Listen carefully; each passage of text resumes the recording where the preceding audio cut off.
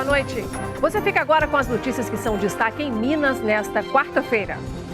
Denúncia anônima leva a polícia a investigar uma plantação de maconha dentro de um apartamento em BH. O dono das ervas foi preso. 91 multas por excesso de velocidade foram aplicadas por hora durante o feriado de 7 de setembro aqui no estado. Ladrões roubam carros, são perseguidos pela polícia e explodem o veículo ao baterem uma árvore. Um dos suspeitos morreu carbonizado. Corpo de Bombeiros usa aplicativo para monitorar a manutenção dos hidrantes na capital. Nosso comentarista de política, Orion Teixeira, vai analisar hoje as últimas notícias sobre as eleições 2018. E na série especial sobre reprodução assistida, hoje vamos mostrar que testes genéticos cada vez mais sofisticados aumentam as chances de gravidez e afastam o risco de anomalias em fetos. Mais informações sobre essas e outras notícias a partir de agora.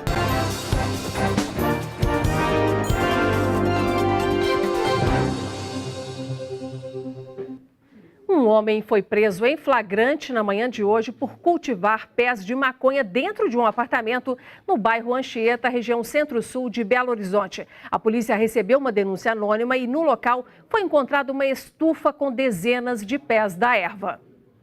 Depois de 6 meses de investigação, a polícia prendeu Cláudio Teixeira de Castro Araújo, de 41 anos. Ele cultivava maconha em 4 cômodos de uma casa na região centro-sul da capital. Houve campanas no local, percebemos movimentação de pessoas, percebemos também um odor característico. Dentro da casa, o que os policiais encontraram mostra uma estrutura muito bem montada. As estufas tinham lâmpadas especiais, fertilizantes e até climatizadores. As plantas eram separadas por períodos de crescimento. Cláudio usava um maquinário artesanal para secar as ervas e extrair óleo delas. Ele disse para a polícia que produzia a droga para fins medicinais. Ele disse que agia sozinho, essa plantação de maconha seria para uso próprio porque ele tem problema de saúde e disse que produziria óleo. O suspeito preso será indiciado por tráfico de drogas e poderá pegar até 15 anos de prisão, mesmo se ele comprovar que usava a droga como remédio. Todo o material apreendido foi trazido aqui para a 3ª Delegacia de Polícia Civil. O que os policiais querem saber agora é o verdadeiro destino da droga. Nós continuamos com as investigações no sentido de identificar se tem mais algum envolvido e também o destino da droga, porque pela quantidade, para uso próprio, é quase que inverídico. Foi preso hoje o suspeito de matar a ex-companheira, uma professora que foi tirada à força da sala de aula. O crime aconteceu na semana passada em Sarzedo, na região metropolitana de Belo Horizonte. Na última quarta-feira, o Alisson Alvarenga Chaves invadiu a escola municipal Alaide de Oliveira e seguiu para a sala dos professores, onde estava Claudiane Silva Cardoso Ferreira, de 39 anos, e atirou de lá. Testemunhas relataram que a professora foi forçada a entrar no carro dele e morreu após ser arremessada do veículo. O suspeito afirmou à polícia que a vítima pulou do carro e bateu a cabeça. A Polícia Rodoviária Federal emitiu 91 multas por hora durante o feriado prolongado da Independência nas estradas mineiras e somente por excesso de velocidade. 90 multas por hora devido ao excesso de velocidade. Quase 9 mil motoristas flagrados cometendo esse tipo de infração. Dados do feriado de 7 de setembro, que se referem às rodovias que cortam o estado, registrados pela Polícia Rodoviária Federal. Mesmo com um dia a menos de recesso, o número de ocorrências relacionadas à velocidade aumentou cerca de 40% em relação ao ano passado. Os motoristas estão abusando mais em decorrência da melhoria das condições das rodovias, próprio aumento no número de veículos que ocorre no feriado, ou seja, mais pessoas estão transitando porque estão viajando e essas pessoas estão desrespeitando a legislação. E o alto índice de imprudência vai além do excesso de velocidade. Durante o período foram registradas 480 multas por ultrapassagens proibidas e outras 65 por embriaguez ao volante. Apesar de tanta imprudência, o número de mortes diminuiu em relação ao mesmo período do ano passado, quando 13 óbitos foram registrados. Segundo a PRF, 8 pessoas morreram durante o feriado em 2018, 5 delas no mesmo acidente. Uma caminhonete e um carro que bateram de frente na cidade de Naque, no Vale do Aço. Mas especialistas afirmam que o cenário ainda é preocupante, já que as estradas em boas condições podem se tornar perigosas por causa dos motoristas. Rodovia em boas condições não quer dizer que ele tem que dirigir com uma velocidade maior. A velocidade alta na rodovia, ela pode gerar vários fatores, como por exemplo a distração do motorista, e com isso ele pode perder o controle do veículo e pode se envolver em um acidente. Então, a velocidade ela é um fator primordial nas rodovias. Uma perseguição policial que terminou com a morte de um suspeito e com outro ferido chamou a atenção ontem à noite no anel rodoviário perto do bairro Betânia, aqui em Belo Horizonte. As imagens gravadas de dentro do carro da polícia mostram o carro seguindo em alta velocidade pelo anel. De repente, o motorista perde o controle da direção e bate em uma árvore. O veículo pega fogo na hora. Segundo a PM, os suspeitos haviam roubado este carro de uma mulher no bairro Castelo, região da Pampulha, e estavam armados. Jonathan Luan Alves Firmino, de 21 anos, foi retirado do veículo em chamas e encaminhado ao hospital. O outro suspeito morreu carbonizado. Estão sendo procurados 5 suspeitos de envolvimento em estupro coletivo contra uma mulher em Montes Claros, região norte de Minas. Segundo a PM, a mulher de 34 anos relatou que estava em um bar quando aceitou a carona de um desconhecido. Ao chegar no carro, um outro homem estava lá e eles a levaram para um local conhecido como Três Pilastras, onde mais 3 homens entraram no carro e todos seguiram para um local remoto. Segundo a vítima, 4 dos 5 homens a estupraram e levaram celular e dinheiro. Nosso foco agora são as eleições 2018. Nosso comentarista de política, Orion Teixeira, já está conosco para analisar as últimas notícias. Boa noite, Orion. Boa noite, Inácia. Boa noite a todos. Bom, gente, o nosso primeiro assunto nesta conversa é a decisão do PT de oficializar Fernando Haddad como candidato à presidência da República.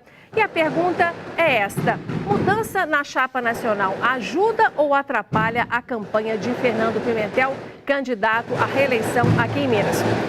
Orion, Lula teve o poder já no passado de ceder votos aí para Dilma Rousseff, que foi eleita. Ele pode fazer o mesmo com Fernando Haddad? Inácia, em alguma medida, sim. Não dá para dimensionar quanto, porque Lula não estará participando, não estará presente nessa campanha, porque está preso em Curitiba. Mas a sua voz, a sua imagem e seu apoio serão intensamente usados pelos candidatos, aqui como Fernando Pimentel, candidato à reeleição em Minas Gerais, e principalmente por Fernando Haddad, que herdou de imediato o lugar de Lula na cabeça de chapa. Agora, essa eficiência, nessa transfusão de votos aí, vai depender muito mais da capacidade, da eficiência da comunicação em fazer vinculação entre um e outro, apresentando-o como candidato. E Haddad também precisa mostrar, também compatível com essa identidade e também com a confiança do PT e do Lula. Agora, ele tem 2 desafios. O primeiro, que ele é muito desconhecido. E o segundo, que existem muitos candidatos ali do campo político próximo ao PT que pretendem puxar para si o eleitorado órfão de Lula. Agora, Orion, em relação a Minas, vamos trazer a conversa para cá. Fernando Haddad, já com essa definição na chapa, ajuda ou atrapalha Fernando Pimentel aqui? Até o momento, Inácio, a sucessão presidencial não tem influenciado diretamente a sucessão estadual. Pode ajudar? Pode, se Haddad tiver êxito na sua vinculação com Lula, porque a Pimentel perde sim um importante aliado, que seria Lula, estando aqui presente na campanha dele. Bom, e o nosso próximo assunto agora é o seguinte: a gente vai falar de um movimento interessante que está acontecendo nesta eleição e que está apontando aí com o aumento da visibilidade do PSL, impulsionado pela candidatura de Jair Bolsonaro. A legenda, gente, já completou 24 anos de fundação, mas tem apenas 8 deputados federais, nenhum senador, nenhum deputado estadual aqui em Minas. E aqui no estado, a legenda não lançou candidato ao governo e nem está apoiando nenhuma coligação. Orion, o destaque atual de Jair Bolsonaro pode, na sua opinião, aí, aumentar bastante a visibilidade do PSL, não só aqui em Minas, mas também, claro, no cenário nacional? Com certeza, Inácia. Seja qual for o desfecho da campanha, se Bolsonaro vai conseguir ir para o segundo turno ou se eleger, independentemente disso, essa onda favorável ao PSL vai beneficiar seus candidatos à Assembleia e à Câmara dos Deputados. Tá bom, a gente tem agora um outro assunto, que é o seguinte, Orion. A Procuradora-Geral da República, Raquel Dodge, pediu ontem o arquivamento do inquérito contra o senador Aécio Neves, do PSDB, que tramita ali esse inquérito no Supremo Tribunal Federal. Aécio é investigado por suposta maquiagem de dados no Banco Rural para proteger tucanos na CPI dos Correios lá em 2005. Raquel Dodge afirmou que não há provas contra o senador. E ainda envolvendo o senador Aécio Neves, temos uma outra notícia. O Ministério Público de Minas abriu inquérito para investigar desvio de finalidade envolvendo o aeroporto da cidade de Cláudio, no interior de Minas, durante a gestão do então governador Aécio Neves em 2010. O aeroporto foi construído em terras desapropriadas de um parente do senador mineiro. Uma investigação do próprio Ministério Público sobre o assunto já foi arquivada em 2015. Questionado, o MP ainda não deu detalhes sobre qual fato novo motivou a abertura deste inquérito. Por meio de nota, a defesa de de Aécio Neves diz que é completamente indevida a reabertura das investigações e que tomará as providências necessárias para esclarecer o que chama de uso político da instituição por parte de um de seus membros. Orion, Aécio Neves está concorrendo aí para deputado federal. Isso pode atrapalhar ele de alguma forma nesta campanha? Não, Inácio, não acredito não, porque ele optou por disputar um cargo de deputado federal que exige menos votos. Então, provavelmente isso não vai atrapalhar a eleição dele, mas ele continua devendo explicações porque responde a mais de 6 inquéritos e é réu no processo no Supremo Tribunal Federal. E é claro, por tudo isso aí também, a lenta investigação e tramitação das investigações do julgamento o favorece. Tá certo. Agora a gente tem um assunto rapidinho para ver com o Orion, que é o seguinte, sobre a Assembleia Legislativa que anda fazendo aí uma espécie de greve branca. No primeiro semestre, os deputados estaduais só foram ao plenário por uma semana e no restante do tempo não votaram nada. E o segundo semestre começou aí nesse mesmo ritmo, né, Orion? Fala para mim, eu não acho certo que deputados ganhem e não apareçam para trabalhar e nem deem satisfações sobre o que estão fazendo. Qual que é a sua percepção sobre isso? A Assembleia está agindo corretamente? É claro que não, Inácia. Se os deputados não comparecem ao trabalho, não dão produtividade, isso deveria ser um critério para que o eleitor avalie a sua reeleição, porque eles foram eleitos inicialmente por 4 anos de mandato, que só se encerram esses 4 anos em dezembro próximo. Então está havendo aí uma falha dos deputados e deveria ser um critério que o eleitor deveria observar na hora de votar, o índice de comparecimento de cada um deles. Observemos todos nós isso. Obrigada, Orion. Até semana que vem. Boa noite. Bom, gente, agora o nosso próximo assunto é a chamada para o intervalo e nós vamos falar em seguida sobre o seguinte, sobre aquela reportagem que é a terceira da nossa série Bebê de Proveta aos 40 anos. Você vai ver que a evolução dos testes genéticos ajudou várias mulheres a conseguirem engravidar. Direto da Espanha, nossa equipe traz o que há de mais moderno em tratamentos de fertilização.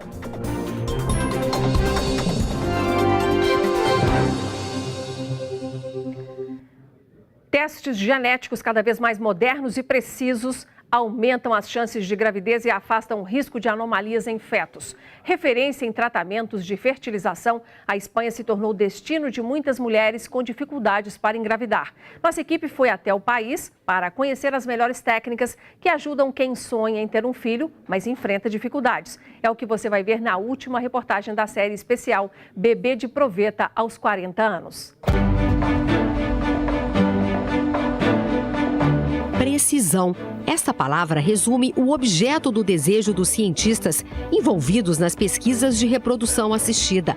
É nesta direção que caminham os mais modernos estudos no Brasil e no mundo. Não queremos jugar a nada, nem a ser dioses, nem a nada por el estilo, pero podemos hoy en día dar lugar al nacimiento de personas sanas. Cada descoberta aumenta a esperança de mulheres em todo o mundo que não podem engravidar naturalmente. A eficiência científica produz novos dilemas da fronteira ética, já que hoje, além de gerar uma nova vida, é possível selecioná-la.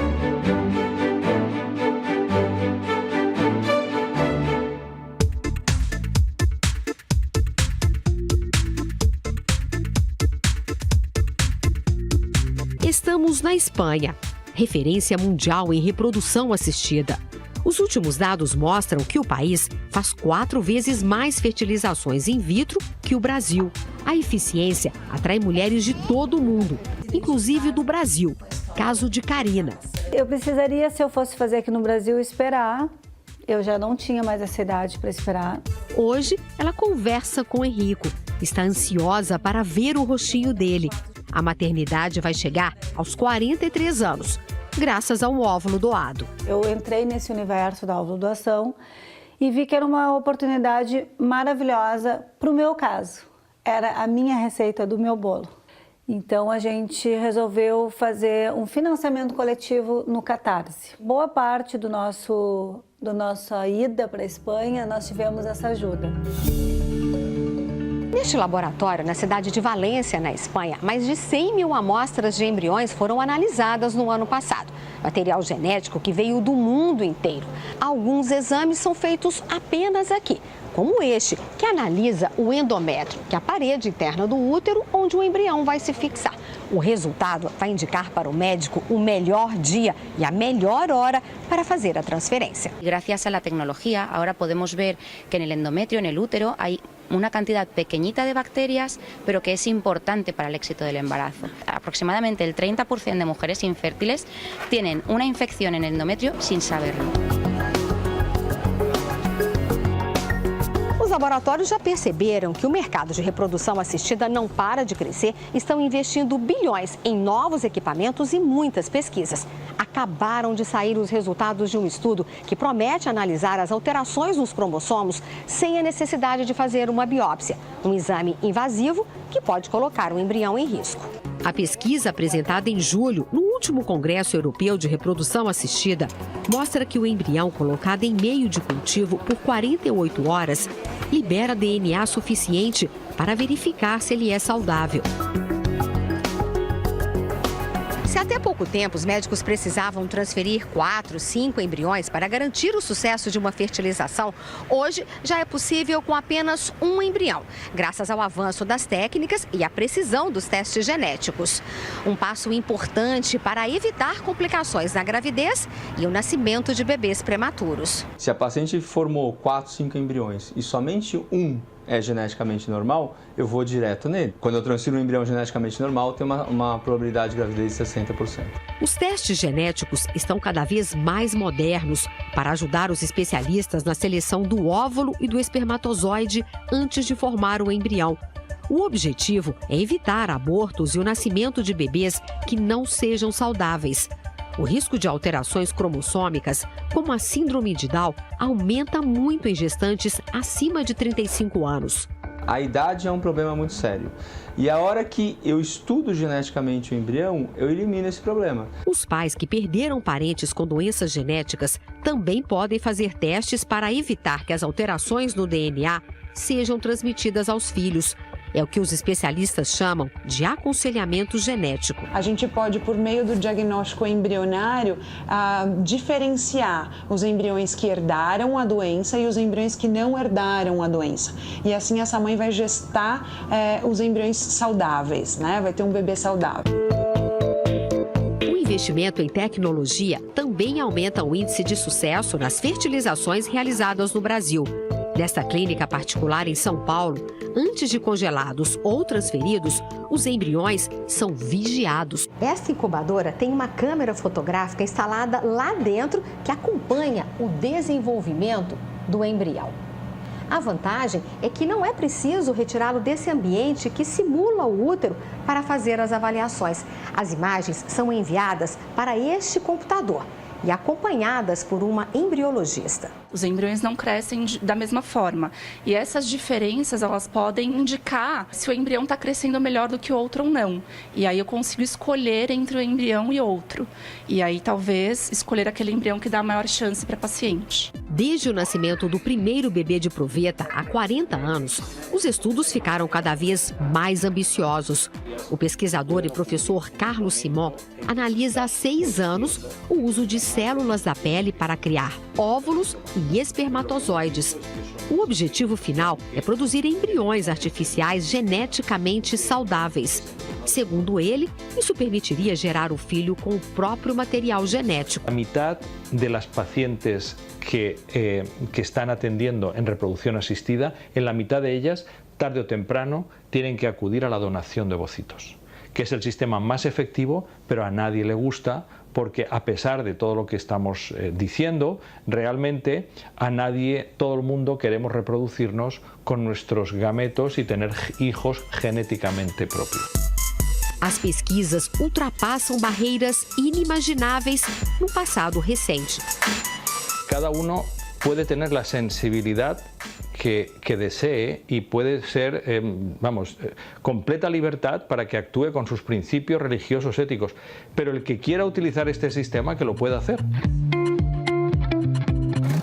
Os avanços da ciência também são a esperança de quem sonha com a maternidade, como a Flaviane, que ainda tenta engravidar, mesmo com as trompas obstruídas e um mioma no útero. Tudo que pede eu faço e eu quero muito, eu acredito ainda que eu vou conseguir esse sonho, ser mãe. Mesmo a idade chegando, avançando, porque é um desejo do meu coração e eu não consigo suprir, não tem nada que eu possa fazer a não ser tentar.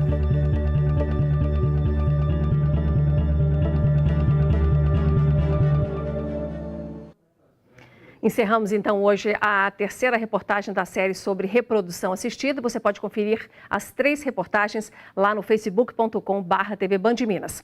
E o Banco do Brasil suspendeu a realização de novos empréstimos consignados a servidores do Estado, aqueles com desconto na folha de pagamento, porque o governo do Estado está em atraso com o pagamento de mais de 900 milhões de reais. De acordo com a FEBRABAN, a Federação Brasileira de Bancos, o valor é referente ao mês de agosto somente. O governo de Minas ainda não se posicionou sobre o assunto.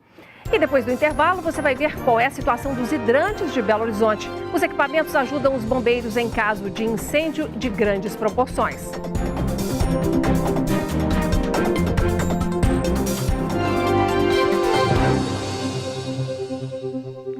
A gente não costuma reparar, mas há centenas de hidrantes espalhados pelas ruas da capital. Esse equipamento é fundamental no combate ao fogo. Naquele incêndio ocorrido no Rio de Janeiro, dia 2 de setembro, que destruiu o Museu Nacional, a falta de hidrantes em boas condições prejudicou a ação dos bombeiros. E em BH, como é feita a manutenção dos hidrantes? Nossa equipe foi conferir. Tem gente que não sabe o nome deste equipamento. Não sei. O que é isso? Ih, cara, agora me fugiu, viu, da cabeça. Algumas pessoas até conhecem, mas não sabem explicar a função dele. Sabe da importância do hidrante? Eles estão ali. Muitas vezes não são notados, mas afinal, o que é um hidrante? Qual a sua utilidade? O hidrante urbano, a utilização básica dele é para abastecimento das viaturas do Corpo de Bombeiros. No início deste mês, um incêndio de grandes proporções destruiu o Museu Nacional no Rio de Janeiro. O combate inicial ao fogo ficou prejudicado devido a problemas em 2 hidrantes. Eles não tinham pressão inicial e os bombeiros perderam cerca de 40 minutos de trabalho. Por isso, a manutenção tem que ser feita regularmente. É um trabalho que não termina nunca, porque quando finaliza o último hidrante a ser vistoriado, já tem que iniciar o primeiro hidrante que foi vistoriado. Quando a gente identifica um problema, um entupimento, ferrugem, a gente repassa para a companhia de saneamento que realiza a manutenção desse hidrante. De acordo com o Corpo de Bombeiros, existem 700 hidrantes em Belo Horizonte e eles estão distribuídos em pontos estratégicos, como este aqui no hipercentro da capital. Para facilitar o trabalho dos bombeiros no estado, um aplicativo foi criado pela corporação. Na tela, a localização dos hidrantes e o melhor trajeto para chegar até eles. A gente realiza as vistorias periodicamente e insere no aplicativo a data da última vistoria, qual que é a vazão e a pressão encontrada no local. Aí facilita o trabalho das equipes na rua. E agora o destaque do futebol. O Cruzeiro vai enfrentar o Palmeiras daqui a pouco em São Paulo pela partida de ida da semifinal da Copa do Brasil. E hoje a gente recebe o repórter Diogo Ramalho, que conta pra gente como é que esse time vai entrar em seguida, né? Torcida Celeste deve estar ansiosa para saber, Diogo, se o Arrascaeta vai entrar em campo ou não. Qual é a sua informação sobre isso? Boa noite. Boa noite, Nácia. Boa noite para todo mundo. Olha, que ele vai para o jogo, eu sou capaz de afirmar. Está recuperado da lesão, treinou. Agora, em quais condições é que a gente não pode afirmar e nem se vai jogar os 90 minutos, né? Muita gente acredita que o Mano Menezes começa com a Arrascaeta. Por ser o Mano Menezes, eu não cravo. Eu tenho minhas dúvidas que ele possa ficar para o segundo tempo. Mas o Cruzeiro aí tem a volta do Dedé, que estava também na seleção brasileira. Esse sim é um grande reforço, claro, juntamente com a Arrascaeta. E o Palmeiras sofre com alguns desfalques, como o Felipe Melo, também o Davidson. O atacante que vem marcando gols, Felipe Melo, que tem seus problemas disciplinares, mas como jogador também é indiscutível, estão suspensos. Então acredito que vai ser um grande jogo, a torcida ansiosa e o Arrascaeta vai para o jogo sim. Vamos esperar se no início ou no segundo tempo. Aposta placar rapidinho. 1-0 Cruzeiro. Então tá bom. A gente vai ficar então terminando aqui com essa previsão do Diogo Ramalho. Você confere os melhores lances amanhã, mas para rever as reportagens apresentadas aqui, você acessa youtube.com/TV Band Minas. E detalhe, se você quiser falar com a gente, nos enviar alguma informação aí sobre o que está acontecendo na sua rua, no seu bairro, você pode usar o nosso Band Zap, que é o 31 99 772 7663. Ficamos por aqui, estaremos de volta amanhã. Obrigada pela audiência, boa noite e até lá.